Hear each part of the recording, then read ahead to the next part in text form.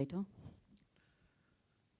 అందరికీ తెలుగు భాషా దినోత్సవ శుభాకాంక్షలు అండి. నాకు ఇప్పుడు ఒక కొత్త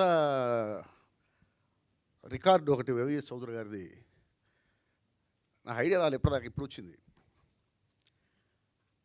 ఆయన సార్ మీరు హీరోయిన్లు మాత్రమే కాదు నిర్మాతలను కూడా పరిచయం చేస్తున్నారు. ఈ రికార్డు అందరికి ఉండదు. ఈరోజు ఈ కార్యక్రమం గురించి నాకు వైవిఎస్ చౌదరి గారు చెప్పినప్పుడు అండి, యాక్చువల్గా ఇవాళ చాలా టైట్ పొజిషన్ నాది. కానీ నాకు కార్యక్రమం గురించి చెప్పగానే ఎంత ఆశ్చర్యపోయానంటే, ఒక సినిమా ప్రొడక్షన్ హౌస్ వాళ్ళు ఒక ప్రోగ్రాం పెట్టారు, ఫంక్షన్ చేస్తున్నారంటే ఇది సక్సెస్ మీటో, లేకపోతే ప్రీ రిలీజ్ ఫంక్షనో, లేకపోతే ఒక టీజర్ లాంచింగ్ అనో అట్లా ఏదో పెడుతుంటారు. కాదండి, మనం తెలుగు భాషా దినోత్సవాన్ని చేస్తున్నాం అని చెప్పినప్పుడు నిజంగా ఎంత ఆనందం వేసిందంటే, ఎవరండి చేస్తుంది తెలుగు భాషా దినోత్సవం ఈ రోజున ఒక సినిమా ప్రొడక్షన్ హౌస్ చేస్తుంది అంటే హ్యాట్స్ ఆఫ్ సార్, మీకు నిజంగా హ్యాట్స్ ఆఫ్. చూడండి, అక్కడ గిడుగు రామమూర్తి గారు, ఎన్టీ రామారావు గారు, హరికృష్ణ గారు తెలుగు భాషకి పట్టం కట్టినటువంటి మహనీయులు. ఈరోజు గిడుగు రామమూర్తి గారి పుట్టినరోజు, ఆయన పుట్టినరోజుని తెలుగు భాషా దినోత్సవంగా జరుపుకుంటున్నాము అంటే ఇక ఆయన గురించి ఇంతకంటే మనం ఎక్కువగా మనం అసలు ఇంతకంటే గొప్ప గౌరవం లేదు. ఆయన జన్మ సార్థకత అది.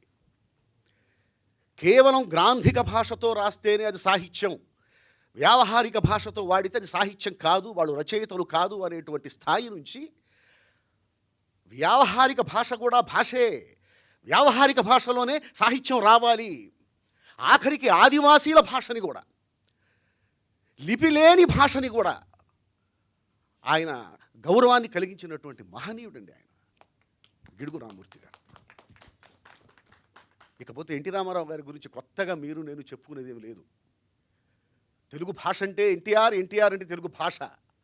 తెలుగు భాష ఉన్నన్నాళ్ళు రామారావు గారి కీర్తి, రామారావు గారి నీడ, రామారావు గారి అది అట్లా నిలబడిపోతూ ఉంటుంది. ఆయన పార్లమెంటులో కూడా నిలబడి నేను తెలుగులోనే మాట్లాడతాను, వింటే వినండి లేకపోతే లేదు, నేను నా భాషలోనే మాట్లాడతానని చెప్పినటువంటి మహనీయుడు హరికృష్ణ గారు. వీళ్ళందరూ వాళ్ళందరినీ తలుచుకోవటం, తెలుగు భాష గురించి మాట్లాడాలి, తెలుగు భాష గురించి మాట్లాడుకుందాం మీరు రండి అన్నప్పుడు, తెలుగు భాష మీద బతుకుతున్నటువంటి ఒక రచయితగా రాకపోతే అంతకంటే మహా పాపం ఇంకోటి ఉండదు. అందుకని వచ్చా నేను. అంటే విచిత్రమైన విషయం చూసారా, తెలుగు భాష గురించి తెలుగువాడు తెలుగు భాషలో తెలుగు వాళ్ళకి చెప్పటం. సహజంగా ఏంటి, తెలుగువాడు వేరే భాషలో వేరే భాషకు సంబంధించిన వాళ్ళకి తన తెలుగు భాష యొక్క గొప్పతనాన్ని వాళ్ళ భాషలో వివరిస్తున్నాడు అంటే ఓకే రైట్, బాగుంది కదా అనుకుంటాం. ఇప్పుడు పరిస్థితి ఎలా ఉందంటే, తెలుగువాడు తెలుగు భాషలో తెలుగు భాష గురించి తెలుగు వాళ్ళకి చెప్పేటువంటి దుస్థితి. ఇది నేను మీడియా గురించి మాట్లాడలేదండి, మీడియా తరపున, మీడియా ద్వారా, మీడియాకి ప్రతినిధిగా నిలబడి నేను సమాజాన్ని ప్రశ్నిస్తున్నా.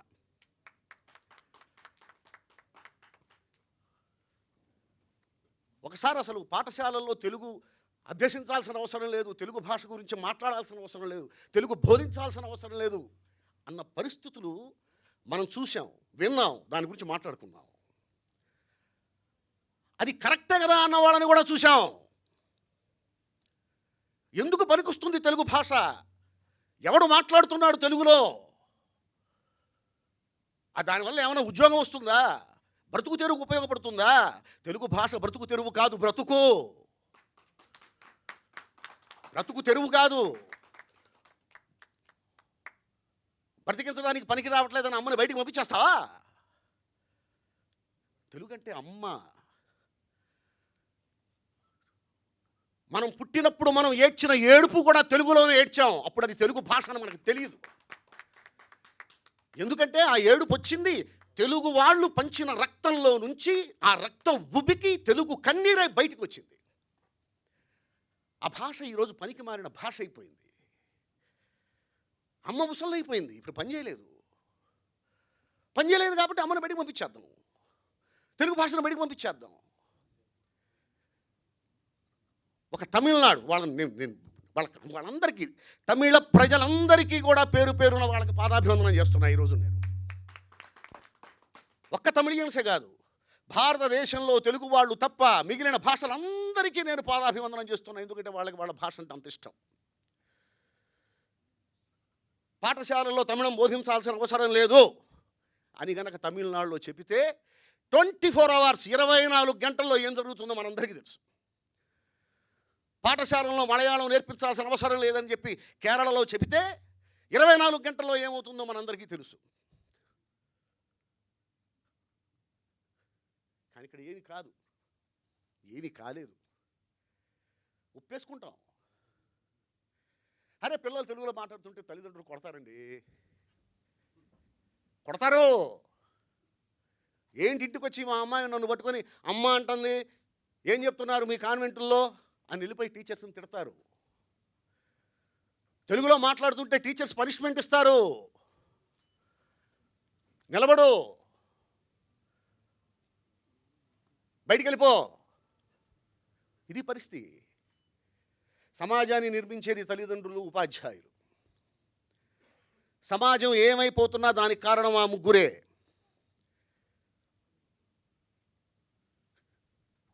ఒక హాస్పిటల్లో ఒక డాక్టర్ని, ఒక మెడికోని, ఒక స్త్రీని అతి దారుణంగా 18 మంది కలిసి మానభంగం చేసి చంపారు అంటే దానికి కారణం వాళ్ళ తల్లిదండ్రులు, వాళ్ళ టీచర్లే. అతి దారుణమైనటువంటి సమాజంలో మనం బతుకుతున్నాం. అతి దారుణమైన సమాజంలో తల్లిదండ్రులు, టీచర్సే సమాజాన్ని ఏర్పాటు చేసేది. ఇప్పుడు మనందరం ఇక్కడ కూర్చొని ఉన్నాం, మనకంటూ ఒక సమాజం ఉంది అంటే ఇప్పుడున్న సమాజాన్ని తీర్చిదిద్దింది ఈ సమాజాన్ని కన్న తల్లిదండ్రులు. రేపటి సమాజాన్ని తీర్చిదిద్దాల్సింది ఈ సమాజంలో ఉన్నటువంటి తల్లిదండ్రులు, టీచర్లు. వాళ్ళే అంటున్నారు, నువ్వు తెలుగులో మాట్లాడితే నీకు నేను పనిష్మెంట్ ఇస్తాను. తల్లిదండ్రులు ఒప్పుకోరు తెలుగులో అమ్మ అని పిలిస్తే అమ్మ ఒప్పుకోదు, నాన్న అని పిలిస్తే నాన్న ఒప్పుకోడు. ముందు ఇది మారాలండి. ఇది మారకపోతే ముఖ్యంగా తెలుగు వాళ్ళకి మాత్రమే, ఇక ఏ భాషలో అది ఉండదు. ప్రతి భాషలోనూ వాళ్ళ భాషను వాళ్ళు గౌరవించుకుంటారు, వాళ్ళ భాషను వాళ్ళు ప్రేమించుకుంటారు. ఇద్దరు తమిళియన్స్ కలిస్తే తమిళంలోనే మాట్లాడుకుంటారు, ఇద్దరు మలయాళీలు కలిస్తే మలయాళంలోనే మాట్లాడుకుంటారు, ఇద్దరు ముస్లిమ్స్ కలిస్తే ఉర్దూలోనే మాట్లాడుకుంటారు, ఇద్దరు తెలుగు వాళ్ళు కలిస్తే ఖచ్చితంగా ఇంగ్లీష్లో మాట్లాడుకుంటారు. వాళ్ళు తెలుగులో మాట్లాడితే మనం ఆశ్చర్యపోవాలి. అమ్మాయి తెలుగులో మాట్లాడుతున్నారే, ఆహా వీళ్ళకి తెలుగు భాష కొంచెం తెలుసండి, లేదా తెలుగు భాష మీద ప్రేమ ఉందండి. ఇది పరిస్థితి. ఇప్పుడున్న సమాజం ఇలాగే కొనసాగితే కొన్నేళ్ల తర్వాత ఒకప్పుడు భారతదేశంలో తెలుగు అనే భాష కూడా ఒకటి ఉండేదంట అని చెప్పుకునే పరిస్థితి వస్తుంది. అప్పుడు మనకంటూ ఒక ఉనికి ఉండదు, మనం ఎవరమో మనకే తెలియదు, మన చిరునామా మనకి తెలియదు. ఎవరండి మీరు అంటే దానికి సమాధానం మన దగ్గర ఉండదు. నా తల్లిదండ్రులు, నా ఉపాధ్యాయులు నన్ను చాలా గొప్పగా తీర్చిదిద్దారు. నా పిల్లల్ని కూడా అలా తీర్చిదిద్దాల్సినటువంటి బాధ్యత నా మీద ఉంది, నా భార్య మీద ఉంది, వాళ్ళ టీచర్స్ మీద ఉంది. కావచ్చు అందరూ తల్లిదండ్రులాగే నేను కూడా నా పిల్లల్ని ఇంగ్లీష్ కాన్వెంట్స్లోనే చదివించి ఉండొచ్చు, కానీ వాళ్ళకి తెలుగు రాకుండా మాత్రం లేదు. ఖచ్చితంగా ప్రతిరోజు 1 గంట తెలుగు చదవాల్సిందే, ఇంట్లో తెలుగులోనే మాట్లాడాలి, తెలుగులోనే మాట్లాడాలి. వాళ్ళ కాలేజీలో వాళ్ళు ఏం మాట్లాడుకుంటారు నాకు అనవసరం. అసలు అమ్మని అమ్మ అనే అనాలి, అమ్మని పట్టుకుని శవమా అని పిలవకూడదు, నాన్నని నాన్న అని పిలవాలి. చాలా బాగుంటుంది, చాలా బాగుంటుంది. తెలుగు పద్యాలు నేర్చుకోవాలి, వేమన పద్యాలు నేర్చుకోవాలి, దాశరథి శతకాలు నేర్చుకోవాలి, సుమతి పద్యాలు నేర్చుకోవాలి. ఎందుకంటే వ్యక్తిత్వం వచ్చేది అక్కడి నుంచే. ట్వింకిల్ ట్వింకిల్ లిటిల్ స్టార్ అంటే వ్యక్తిత్వం రాదు. ఏమొస్తుంది వ్యక్తిత్వం? దాని అర్థం ఏమిటి? ఒక వేమన పద్యం నేర్చుకుంటే ఎలా బతకాలో తెలుస్తుంది, ఒక సుమతి శతకం నేర్చుకుంటే ఎలా బతకాలో తెలుస్తుంది, ఏది తప్పో తెలుస్తుంది, ఏది ఒప్పో తెలుస్తుంది. తెలుగు చాలా గొప్పదండి. ఇటాలియన్ ఆఫ్ ఈస్ట్ అంటారు, నేను అది కూడా గ్రేటర్ దాన్ ఇటాలియన్. తెలుగు భాషకి మాత్రమే సంబంధించిన కొన్ని అంశాలు ఉన్నాయి సాహిత్యంలో. పద్యం తెలుగులోని మాత్రమే రాయాలి, తెలుగులో మాత్రమే రాయగలరు, ఇంకే భాషలోనూ పద్యం రాయలేరు. అంత గొప్ప వ్యాకరణం మనకుంది, అన్ని అక్షరాలు మనకున్నాయి, అన్ని ఒత్తులు మనకున్నాయి. ఇంగ్లీష్ టైపింగ్తో తెలుగుని డిటిపి చేసేటువంటి పరిస్థితి వచ్చిన తర్వాత, అంటే ఇంగ్లీష్ లెటర్స్ మీద తెలుగు టైపింగ్ చేసేటువంటి పరిస్థితి వచ్చిన తర్వాత, ఈ స్మార్ట్ ఫోన్లు, ఈ ల్యాప్టాప్లు వచ్చిన తర్వాత, తెలుగు లెటర్స్లో ఇంగ్లీష్ లెటర్స్లో తెలుగు టైపింగ్ చేయటం కోసం అని చెప్పి కొన్ని అక్షరాలని లేపేశారు. ఎందుకు లేపేశారంటే కుదరక. అది తెలుగు. ఇక ఏ భాషలోనూ అక్షరాలను తీసేయాలి, ఎందుకంటే అన్ని భాషల్లో అన్ని అక్షరాల్లో వాళ్ళు టైప్ చేయగలుగుతున్నారు.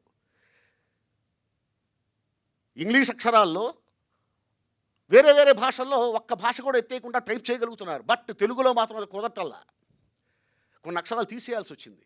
అంత గొప్ప భాష తెలుగు భాష.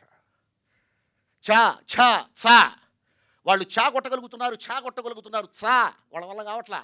వాళ్ళ వల్ల కాక అక్షరాన్ని లేపేశారు.